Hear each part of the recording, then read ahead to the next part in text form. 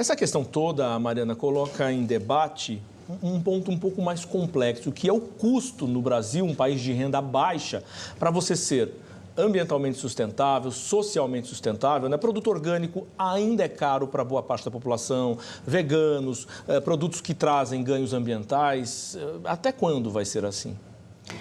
Bom, acho que esse assunto é particularmente importante exatamente pelo que você traz, assim, porque é isso, se a gente for transitar para uma economia verde, transitar significa algum custo e algum investimento. E aí, inclusive, tem esse debate até de onde vai vir, chamando, inclusive, a sociedade internacional também para investir, né, nesses casos.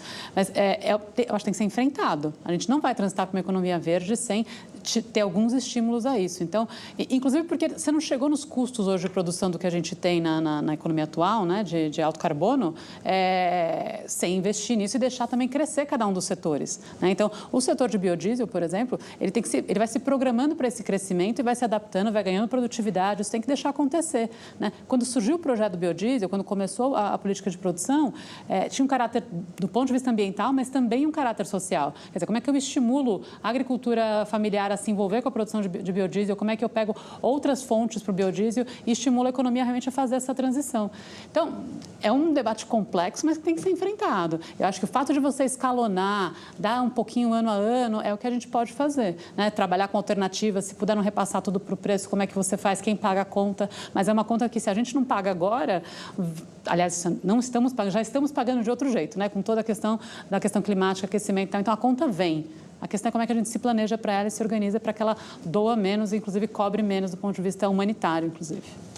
O fato, Sakamoto, é que, objetivamente, num curto prazo, há um custo político, né?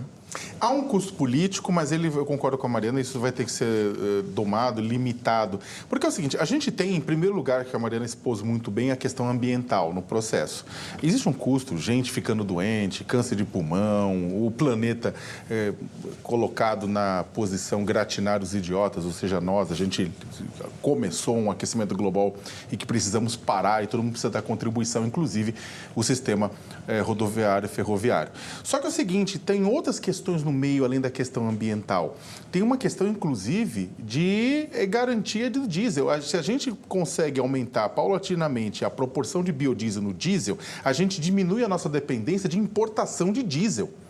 E isso é fundamental. Vamos lembrar que nos últimos anos a grande discussão é, olha, não vamos poder importar diesel, vai dar problema com diesel, não temos, porque não produzimos diesel suficiente no Brasil, tem que importar. Então, quando você aumenta do B10, que é 10% de biodiesel, para 15%, significa que, na prática, o diesel tradicional foi de 90% para 85%. Você precisa de menos diesel. E aí, outra coisa também é a própria produção nacional, porque também isso é uma briga entre o pessoal dos transportes, que acha que é mais barato o diesel convencional, e o pessoal que está produzindo soja, o pessoal que está produzindo gado, que é a matéria-prima. É gado? Só para explicar para o telespectador, 80% do biodiesel vem da soja, mas tem uma parte que vem da gordura de boi. Ou seja, quando você está pegando busão, você vegetariano, vegetariana, está com boi na linha.